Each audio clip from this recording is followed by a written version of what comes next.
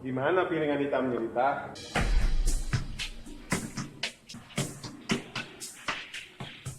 Pakai baju lu, pakai sekarang. Emangnya kenapa sih kalau kamu lihat cewek telat?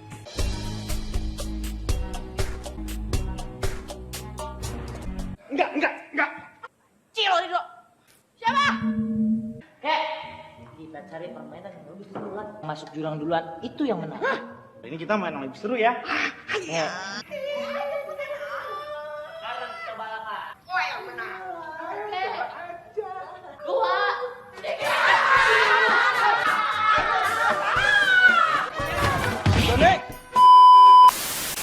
Hai, balik lagi di Plus62 Cinema. Thanks for the click this video. Pocong Setan Jompo merupakan film horor komedi yang tayang di tahun 2009, di mana film ini bercerita tentang 5 mahasiswa yang tiba-tiba dibawa untuk mengurus panti jompo misterius.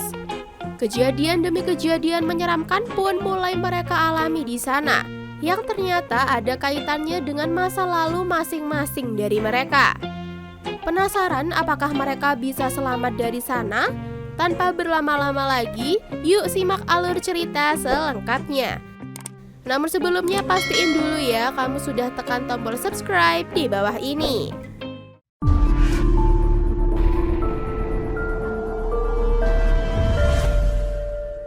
Film dibuka dengan menampilkan perempuan yang nampaknya hendak pergi dari sebuah panti jompo. Sesaat setelah membuka pintu, tiba-tiba terdengar suara memanggil namanya. Ia yang ketakutan pun memohon-mohon agar ia bisa pulang. Tak lama datang penjaga panti jompo ke arahnya yang membuat ia ketakutan. Penjaga panti itu pun menyeret wanita tersebut kembali ke dalam.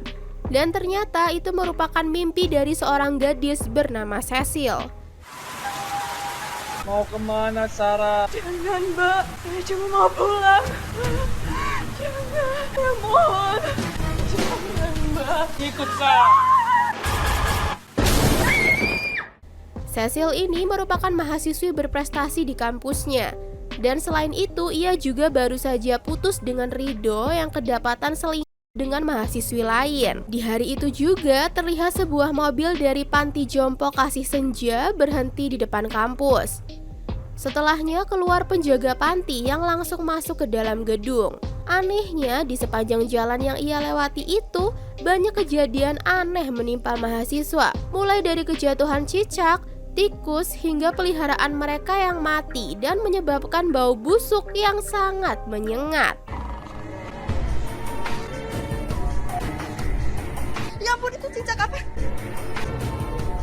Loh, kok mati? Masa sih? Tadi hidup? Iya. Bau banget. Ternyata pengurus panti bernama Suster Zaskia itu hendak meminta izin kepada dekan untuk membawa beberapa mahasiswa ikut dengannya mengurus panti.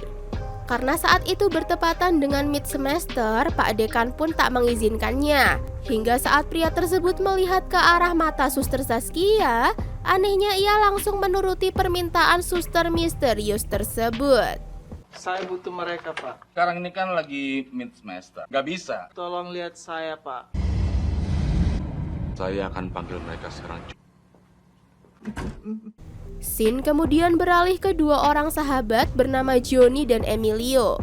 Di situ mereka yang otaknya kotor itu tengah menyusun rencana untuk mendekati mahasiswi cantik yang tengah asyik makan di kantin. Karena kalah sweet, Emilio pun harus mau menjadi umpan. Dan berikutnya, Mbak Juju itu. Sweet. Oke. Harus cabut. Ajar banget sih lo. Iya. Di situ mereka berencana menjadikan Johnny sebagai pahlawan yang justru memukuli Emilio sampai babak belur. Setelah si cewek berterima kasih, Johnny pun meminta nomor telepon cewek tersebut. Dan misi mereka pun sukses besar. Dia tuh cium pipi saya sembarangan. Wah, kurang ajar. Udah cukup. Aduh, kasihan. Makasih ya. Kalau ada apa-apa, Bentar. Nomor teleponnya berapa sih? Bentar nih. 0859 8965. Yaudah deh, aku mau kesana dulu ya. Jangan lupa telepon ya. Monyong sakit nih. Baik banget sih lu. Lu salah sendiri lu kalau sweet. Setelahnya mereka nampak dipanggil dosen ke ruang dekan. Dan tidak hanya Johnny dan Emilio, mahasiswi lainnya bernama Lita juga ikut dipanggil, di mana ia yang tengah mantap-mantap di toilet itu pun meninggalkan sang cowok dalam kosannya. Lita, ya lo di dalam. Lo dipanggil Pak Dekan sekarang. Tanggung, Lid. Belum selesai. Tanggung jidat lo. Gue sana sendiri. Ya, manual lagi deh gue. Di ruang dekan, Jonathan dan Emilio yang melihat ada kesempatan itu berusaha mendekati Lita, yang rupanya Lita sudah mengetahui akal bulus mereka. Hingga tak lama, Cecil juga masuk ke ruangan tersebut, yang berarti ia juga ikut dipanggil. Ternyata mereka ini mendapatkan tugas penting dari kampus, di mana jika mereka bersedia, maka kampus menjamin nilai kuliah mereka akan lulus. Di situ Pak Dekan pun mempersilahkan Suster Zaskia untuk menjelaskan tugas mereka, di mana wanita tersebut berkata masih ada kurang satu mahasiswa lagi, yang ternyata Rido juga diminta ikut dalam tugas tersebut. Kalian Bapak panggil ke sini bukan tugas penting. Nilai ujian kalian Bapak jamin pasti lulus. Suster Saskia akan menjelaskannya. Kenapa hanya berempat, Pak? Maaf, Pak. Kamu duduk bareng mereka. Benar saja, tugas mereka adalah membantu Suster Zaskia untuk mengurus panti jompo. Mendengarnya, mereka pun protes. Hingga saat mereka diminta melihat mata Suster Zaskia, mereka pun langsung menurut. Ya, setiap orang yang menatap mata Suster Zaskia, anehnya mereka semua seperti dihipnotis, guys. Mereka kini dalam perjalanan menuju panti jompo kasih senja. Masuk kalian semua.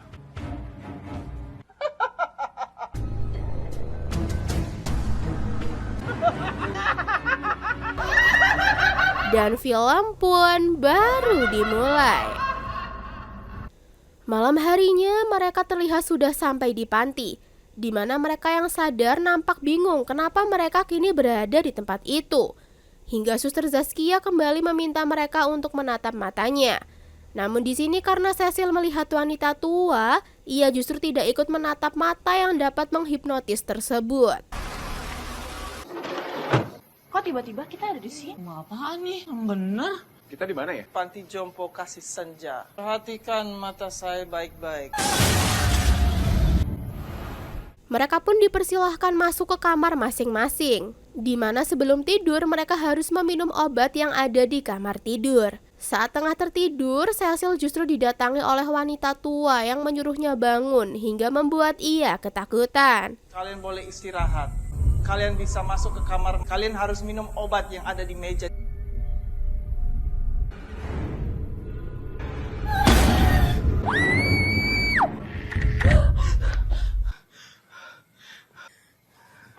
Esok harinya Cecil pun bertanya pada Lita kenapa mereka berada di sana. Dan anehnya Lita merasa sudah lama berada di sana, di mana Cecil menurutnya selalu mempertanyakannya di setiap pagi. Lid, kita ada di mana sih? Menurut lo?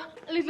Lo selalu nanyain hal yang sama gue tiap pagi. Kita itu ada di panti jompo. Kita di sini bantuin Suster Saskia untuk ngurusin orang-orang langka. Padahal seperti yang kita tahu ya guys, mereka ini kan baru 1 malam di situ. Dan menurut gue, ini karena Cecil tak melihat ke arah mata Suster Zaskia, hingga ia tidak terpengaruh hipnotis dari suster tersebut. Begitu pula dengan Rido yang merasa bahwa mereka sudah berada di sana selama seminggu. Hey Sil, kamu salah masuk kamar mandi lagi. Ini kan kamar mandi laki-laki. Salah masuk kamar mandi. Hampir setiap pagi kamu salah masuk kamar mandi. Sebenarnya kita ada di sini sejak kapan sih? Kita udah seminggu di sini, Sil. Dan baru hari ini kamu mau ngomong sama aku. Setelahnya, Cecil pun diminta untuk segera pergi ke ruang makan. Dan rupanya lansia yang mereka asuh juga ada 5 orang. Cecil mengasuh lansia bernama Oma Lydia, Rido mengasuh veteran tentara bernama Opa Lucas, Lita mengasuh Nenek Nelly, Johnny mengasuh Kakek Jono, sedangkan Emilio mengasuh Oma Rita. Kalau sekilas diperhatikan, karakter serta sifat mereka ini seperti mirip ya dengan lansia yang mereka asuh. Seperti Johnny dan Kakek Jono yang sama-sama konyol, Lita dengan Nenek Nelly yang sama-sama suka marah, serta Emilio yang mengasuh lansia dari etnis Tionghoa sama seperti dirinya. Setelah sarapan, Oma Lydia minta diambilkan buku miliknya yang selalu ia baca. Karena tak tahu letak kamar Oma Lydia, ia pun kebingungan. Hingga Johnny dan Emilio yang melihat Cecil kebingungan pun memberitahu letak kamar tersebut. Dan lagi-lagi Cecil yang lupa itu seperti sudah menjadi kebiasaan setiap pagi. Entah karena apa ya, kita pura-pura enggak tahu dulu aja. Buku yang selalu saya baca setiap hari. Tolong ambilkan di kamar. Ambil, Cecil. Iya, Tante. Apa sih banget? Pastinya nyamar Tante Lydia lagi. Orang setiap pagi lu nanya kayak gitu. Dari sini lurus, belok kanan, nomor 3. Sebelum sampai ke kamar Oma Lydia, Cecil sempat melihat Nenek Nelly yang nampak sangat ceria dan menceritakan pengalamannya yang pernah diundang ke Istana Negara oleh Bung Karno. Ia pun memuji tarian si nenek, berbeda dengan Lita yang nampak tak peduli. Dan rupanya ini karena Nenek Nelly memang temperamen, hingga Cecil pun kena omelan dari nenek tersebut. Waktu dulu, orang semua kagum sama saya. Waktu itu saya ingat pas musiknya main, mulai deh saya nari-nari. Semua orang kagum melihat saya. Tarian nenek memang bagus, Nek. Kamu tuh persis seperti Lydia. Kamu iri kan sama saya? Terus si Lydia ngomong apa lagi tentang saya? Hah? Ngomong apa lagi dia? Mampus lo. Setelahnya, untuk mengisi kegabutan, Johnny dan Emilio justru mengajak kakek Jono dan Oma Rita balap kursi roda. Dan ya, karena memang mereka ini sama-sama konyol, mereka pun nampak excited dengan permainan tersebut. Namun di ujung lorong, mereka justru bertemu Suster Zaskia yang langsung memarahi Johnny dan Emilio. Cari permainan yang lebih seru yuk. Kita main yang lebih seru ya. Macam-macam loh.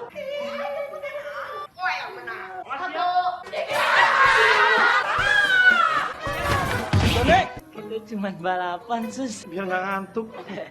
Kembali ke Cecil, di situ ia sudah sampai di kamar Oma Lydia. Dan anehnya, buku favorit wanita tua tersebut ternyata adalah buku yang sama seperti yang ia baca saat di perpustakaan. Hingga tak lama ia justru melihat hantu yang membuat ia berteriak ketakutan. Untung saja Rido kemudian datang menenangkannya. Berarti ini kamar.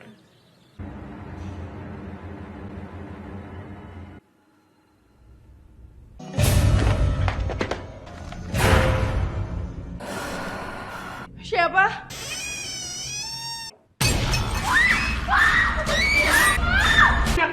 Cecil, kamu kenapa?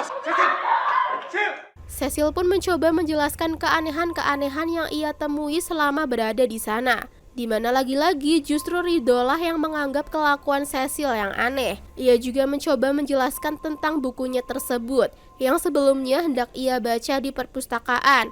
Yang jelas saja Rido sama sekali tak mengingatnya. Kelakuan kamu selama di sini aneh banget. Semuanya Rido. Oke. Mungkin kamu kecapean aja. Yang aku baca di perpustakaan, mana mungkin ada di sini. Kamu tuh nggak ngerti, bener-bener nggak ngerti. Setelahnya Cecil pun memberikan buku tersebut kepada Oma Lydia, di mana ia mencoba menceritakan keanehan yang ia alami di panti jompo tersebut. Namun saat Oma Lydia mencoba menegaskan, Suster Zaskia justru datang ke sana dan meminta Cecil mengambilkan selimut di ruang perlengkapan. Kenapa lama sekali sih, Kak? Tadi bingung nyari kamar tante. Saya ngerasa ada yang aneh di panti jompo ini. Maksud kamu? Lydia, Cecil, ambilkan selimut yang ada di ruang perlengkapan. Angin sudah mulai kencang. Di situ Cecil justru salah masuk ke ruang gudang, di mana di sana terdapat banyak cermin yang disimpan. Melihat Cecil membuka cermin-cermin di sana, Oma Rita yang datang pun menyuruh Cecil untuk menutupnya. Karena ternyata Suster Zaskia tak suka dengan keberadaan cermin. Tempat apa sih ini? Pantes aku nggak ngeliat cermin di panti jompo ini. Ngapain lo orang di situ? Saya lagi nyari selimut, Nek. Bukan di sini ya, di ujung gang sana. Tutup lagi cerminnya. Suster Zaskia bisa mengamuk. Emangnya kenapa, Nek? Gak usah banyak tanya, cepat ambil selimut. Saat hendak mengambil selimut, Cecil justru melihat banyak belatung di sana. Di mana Rido yang datang kemudian berkata bahwa Opa Lukas ingin menemui Cecil. Di situ Opa Lukas sempat berkata bahwa botol minum tersebut dulu pernah menyelamatkannya di medan perang. Opa Lukas, ini Cecilnya datang. Rido, tolong isi air lagi ya. Waktu zaman perang dulu, botol itu telah menyelamatkan Opa. Pria tua tersebut juga berkata bahwa Cecil sangat mirip dengannya. Dan entah dia yang dimaksud itu siapa ya. Yang jelas saat Cecil hendak pergi, Opa Lukas hanya berkata agar Cecil mau memaafkan Rido. Kamu sangat mirip sekali sama dia. Dia siapa, Opa? Nanti kamu akan tahu sendiri. Cecil, Iya, Opa. Rido tuh anak yang baik. Maafin dia ya. Setelah mengenakan selimut di tubuh Oma Lydia, wanita tua itu pun tahu bahwa Opa Lukas baru saja mengajak bicara Cecil. Dan saat Cecil berkata bahwa dirinya mirip seseorang, wanita itu justru terlihat mulai menitihkan air mata. Kamu ketemu Opa Lukas, dia bilang apa? Dia bilang aku mirip dia. Tapi pas aku tanya siapa dia, aku bakalan tahu sendiri. Tante kok nangis? Sementara itu, Johnny dan Emilio nampak sedang bermain kartu bersama lansia asuh mereka. Di situ mereka yang sudah bosan justru mengatur jam ke pukul 1 siang yang menandakan waktunya untuk tidur. Untuk yang penasaran dengan sketsa yang sedang dilukis Opa Lukas, di situ ia berkata bahwa itu adalah Oma Lydia saat ia masih muda.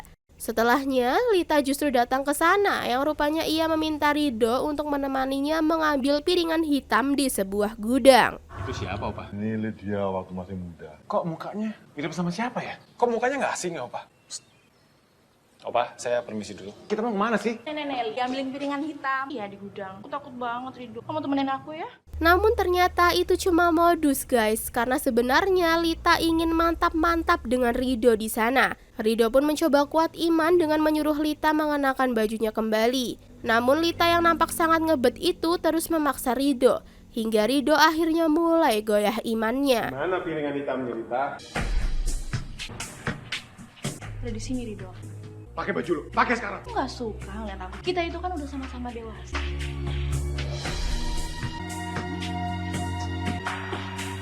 Setelah menidurkan lansia yang mereka asuh, kini Johnny dan Emilio punya banyak waktu untuk bermain. Dan di sini mereka lagi-lagi mengisi kegabutan itu dengan hal-hal konyol. Seperti taruhan sweet, di mana yang kalah harus mencium sepatu yang sangat bau. Setelahnya mereka melihat Nenek Nelly tengah asik menari, di mana mereka mencoba taruhan kembali untuk mengerjai nenek-nenek tersebut. Dan di sini lagi-lagi Emilio harus kalah, hingga ia terlihat mulai mendekati si nenek. Di situ Emilio pun berhasil mengejutkan si nenek yang membuat ia langsung dijewer karena mengganggu si nenek yang sedang serius latihan menari. Kita Bakal berani udah tua. ayo. Namur.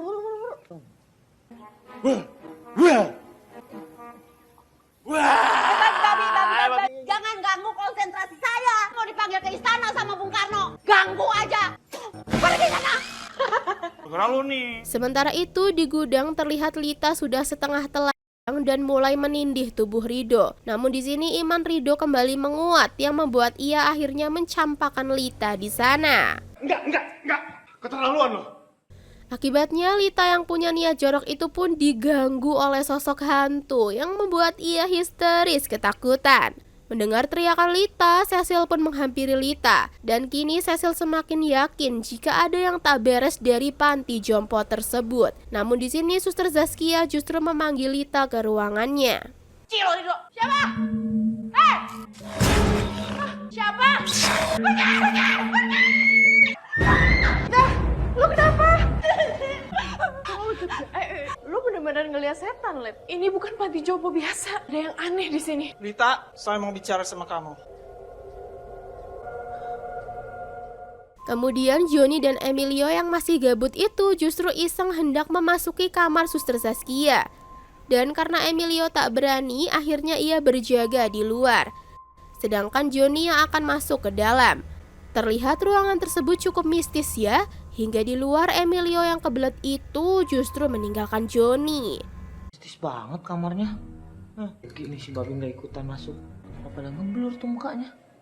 John, woi, kebelet pipis nih. Toilet dulu ya, John. Butuh ah.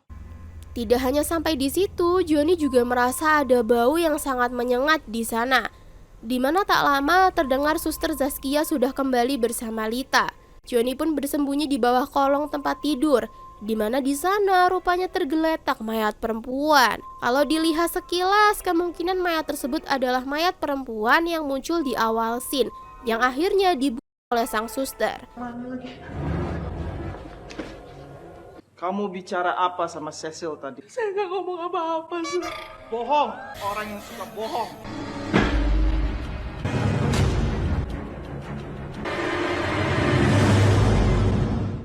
Dan untung saja Suster Saskia yang sempat curiga tak melihat ada Johnny di sana. Di situ Lita juga merengek minta pulang. Namun kemudian Suster Saskia kembali menghipnotisnya hingga Lita akhirnya mengurungkan niatnya tersebut. Setelahnya Suster Saskia terlihat membuka sebuah buku di mana ia justru mencoret biodata Emilio dan Johnny di sana. Sementara di luar, Opa Lukas terlihat menitipkan sketsa lukisannya kepada Cecil untuk ia serahkan kepada Oma Lydia.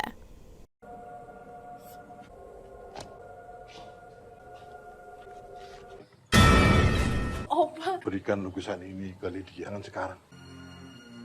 Merasa situasi sudah aman, Johnny mencoba keluar dari persembunyiannya, di mana ia kini justru bersembunyi di balik gorden. Suster Saskia pun mulai mendekat, dan untung saja Emilio langsung masuk untuk mengalihkan perhatian, sehingga Johnny dapat selamat.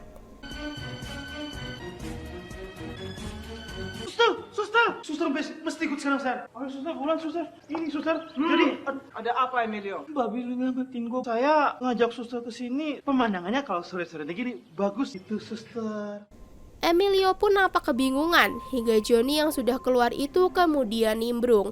Dan mereka berkelit ingin merencanakan perayaan ulang tahun Oma Rita dan kakek Jono. Namun di situ Suster Saskia berkata agar mereka tidak usah repot-repot, karena ia sudah menyiapkan hadiah spesial untuk mereka, yaitu nyawa Johnny dan Emilio. Sebenarnya kita punya ide yang menarik. Gini suster, kayak Jono sama Om Arita ulang tahun. Iya. Kita mau mempersembahkan buat tarian. Kayak gini. Selamat ulang tahun, ucapkan. Kalian nggak usah repot-repot. Saya sudah punya hadiah yang lebih menarik. Hadiahnya apa suster? Nyawa kalian.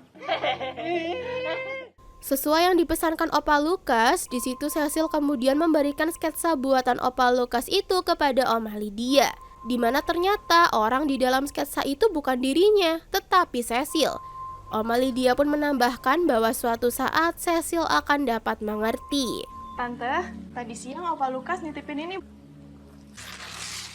Ini bukan untuk aku, Cecil. Ini kamu. Suatu saat nanti kamu akan ngerti.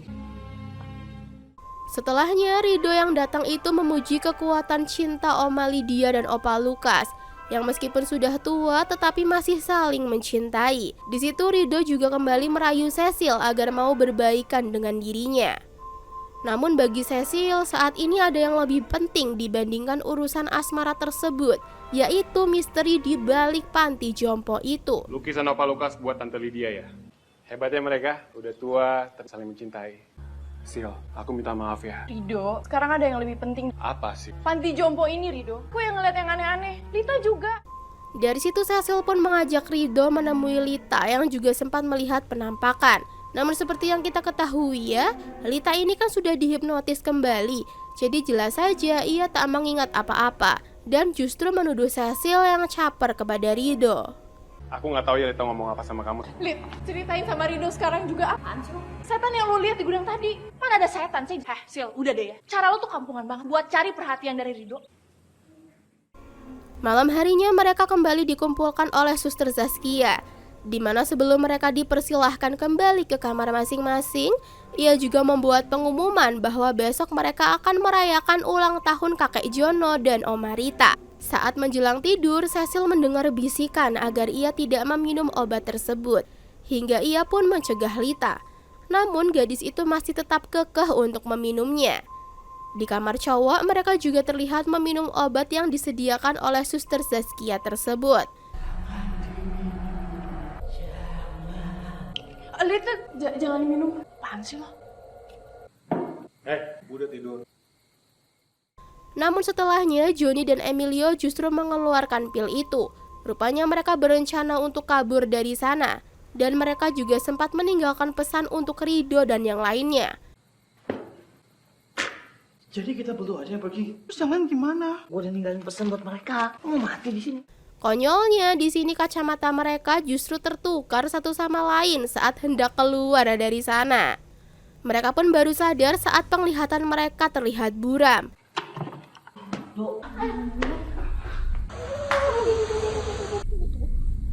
Buram, ini kok kepala gue pusing ya. Setelah kacamata mereka ditukar, mereka pun mulai mengendap-endap untuk pergi dari sana. Dan seperti yang kita semua duga ya, mereka pun mulai diganggu oleh sosok hantu hingga mereka mendapati kakek Jono dan Oma Rita yang nampaknya tidak berada di dalam kamarnya. Entah mereka lagi dugem atau lagi kemana ya guys. Namun di sini mereka justru bertemu sosok Poci yang duduk di kursi roda. Tidak hanya Poci, mereka juga bertemu kuntilanak. Dan di sini gue bisa ambil kesimpulan kalau kedua sosok hantu ini sebenarnya adalah kakek Jono dan Oma Rita. Ada dugem tadi. Dugem. Fred, cari tempat lain yuk. Feeling gue gak enak. Lagi genting ini berak. Belum balik apa? Cabut. Mereka pun berlari, dan karena tak ada jalan keluar, kini mereka mencoba memanjat lewat jendela. Namun sayang, di sini Johnny justru tak bisa ikut memanjat, hingga ia kemudian berlari ke arah lain. Yang beneran tadi. Ya beneran. Harus kamu tahu. Apa itu lagi? Stop bro. Setan nanti.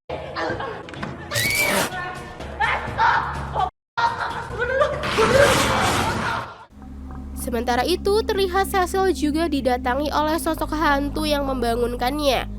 Karena mendengar teriakan Johnny, ia pun keluar untuk mencarinya. Di sana ia melihat Opa Lucas yang terlihat masih melukis.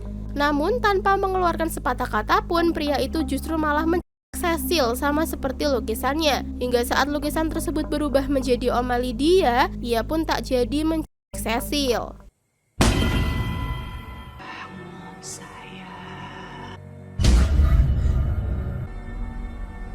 John? Johnny? Opa Lucas? Opa kok mukanya pucat gitu? Opa? Buka! Opa mau ngapain?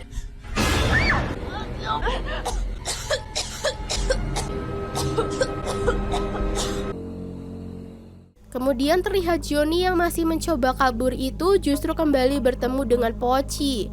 Mengetahui Poci tersebut adalah kakek Jono, ia pun memohon-mohon untuk melepaskannya. Hingga ia justru menawari si kakek untuk balap kursi roda sama seperti yang pernah mereka lakukan. Ingat kan kek, Johnny? Saya yang suka ngajak kakek balapan kek. Kakek mau balapan? Oh ya kek. Konyolnya sang Poci justru nurut-nurut saja guys. Namun di sini Johnny justru mendorong kursi roda tersebut hingga sang Poci akhirnya tersungkur. Tapi sialnya di belakangnya kembali muncul arwah Oma Rita yang memegangi kakinya. Dan untung saja ia punya senjata ampuh, yaitu sepatunya yang berbau busuk itu. Silakan kek. 1, 2, 3. Masih kaki gua. Batuk.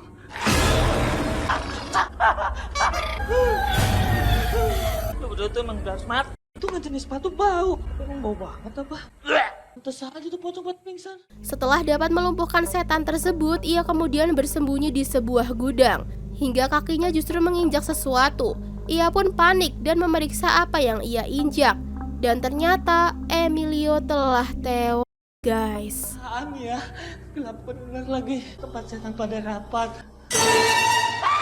Tapi kalau tai bukan kayak begini, kaki nih. Kenal nih.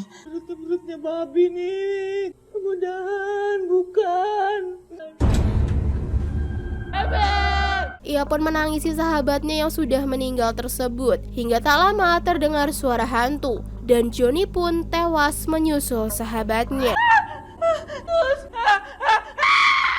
Kembali ke Cecil, di situ ia masuk ke kamar Rido. Dan jelas saja Rido yang meminum obat tidur itu tak bisa ia bangunkan. Namun di sini ia akhirnya menemukan surat yang ditinggalkan Johnny. Karena mendengar kedatangan Suster Zaskia, ia pun kembali ke kamarnya, di mana Suster laknat tersebut kembali menghipnotis mereka agar mereka lupa dengan keberadaan Johnny dan Emilio. Untung saja saat tiba giliran Cecil, ia tak melihat langsung ke arah mata Suster Zaskia dan berpura-pura ikut terhipnotis. Bangun Lita. Dengar Lita. Besok pagi yang kamu ingat, kamu akan lupa Johnny dan Emilio di sini. Bangun, Cecil. Dengar, Cecil. Kalian bertiga yang membantu saya akan lupa bahwa pernah ada John. Setelahnya ia kembali keluar dari kamarnya hingga ia melihat tubuh Johnny yang tengah diseret oleh arwah Oma Rita. Hingga ia yang mencoba menghampiri justru melihat nenek Nelly yang tengah menari. Bangun, Rido. Dengar, Rido.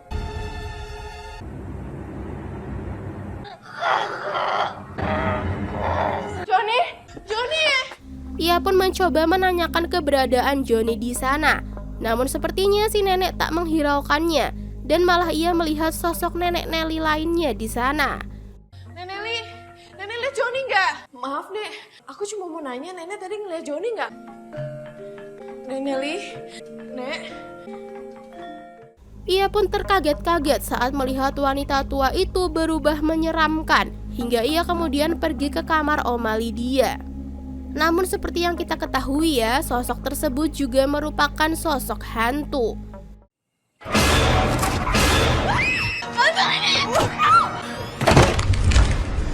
Maaf Tante, Nenek Nelly kayaknya berubah jadi serem kayak gitu ya?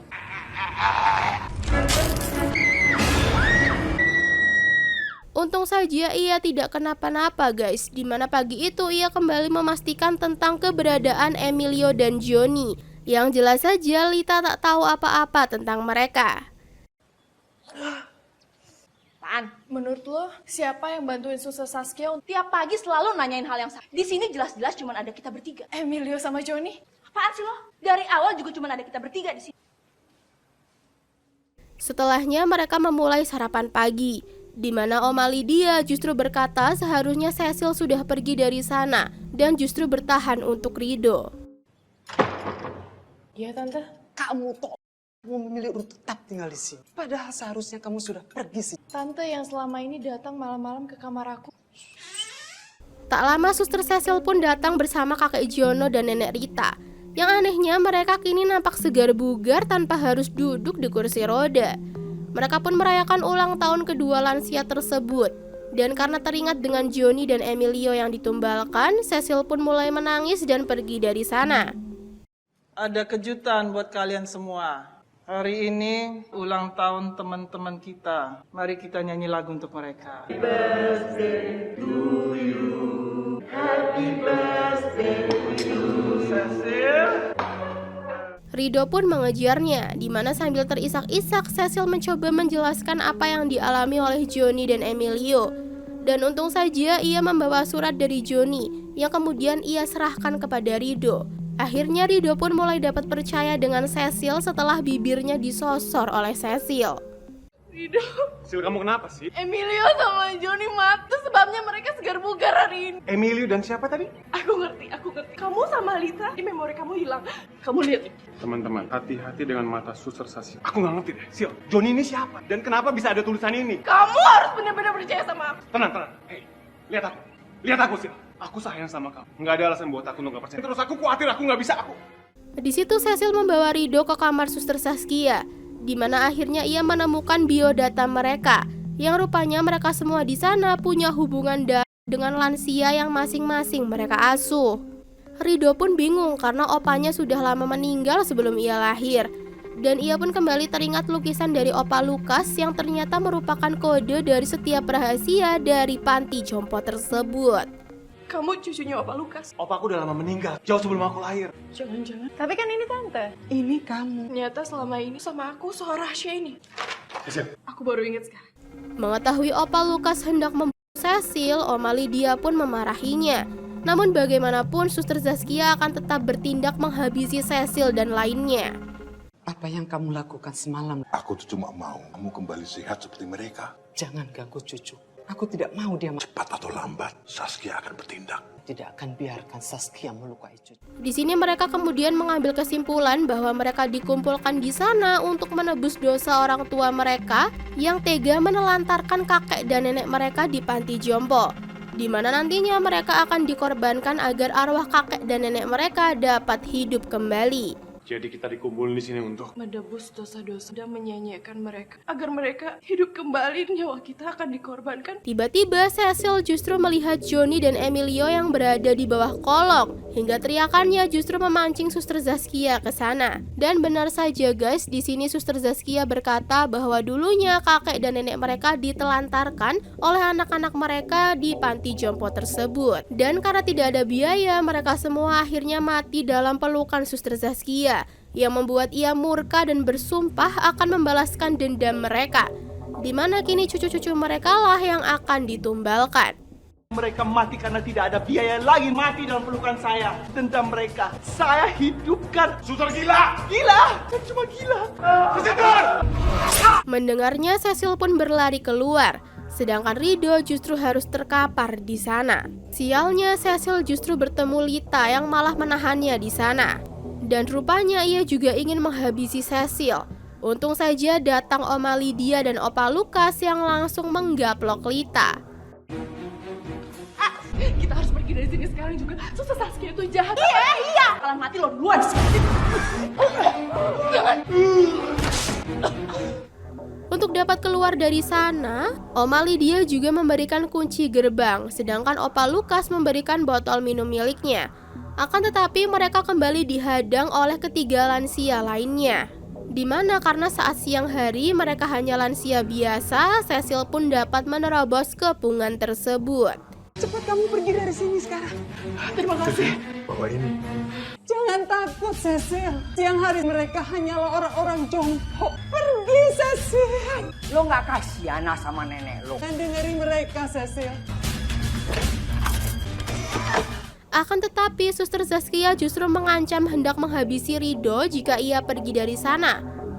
Karena tak ingin cucu-cucu mereka dikorbankan, Oma Lydia dan Opa Lukas pun membakar mereka sendiri di sana. Kamu ingin dia mati? Lepaskan dia, Suster. Berani keluar dari sini, dia akan mati. Hanya akan memberikan kehidupan untuk Opa Lukas. Tidak perlu Saskia, biarkan mereka hidup. Kalian harus hidup bersama saya. Selamat tinggal semuanya. Jangan. Cecil dan Rido pun mencoba kembali kabur. Di mana saat Rido kembali tertangkap, Cecil kemudian menyiramkan air dari botol minum milik Opa Lukas yang seketika membuat muka Suster Zaskia melepuh. Kembali sama saya, Cecil.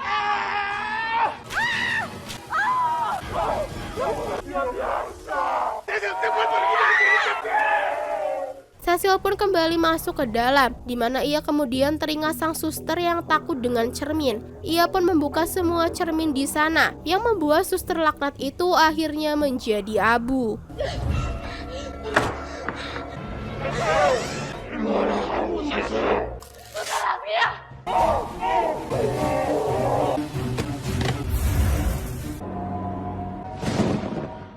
Bergegas, Cecil pun memapah Rido untuk pergi dari sana.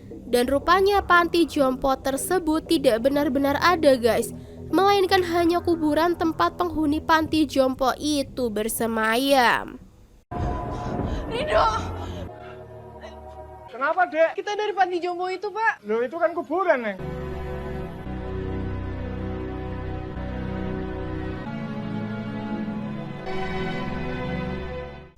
Nah, itu dia seluruh alur filmnya guys.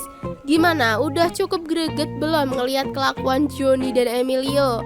Ya, seperti kebanyakan film horor jadul, sang sutradara memang kerap memadukan unsur horor dan komedi yang dinilai banyak orang justru menjadi kurang nyambung.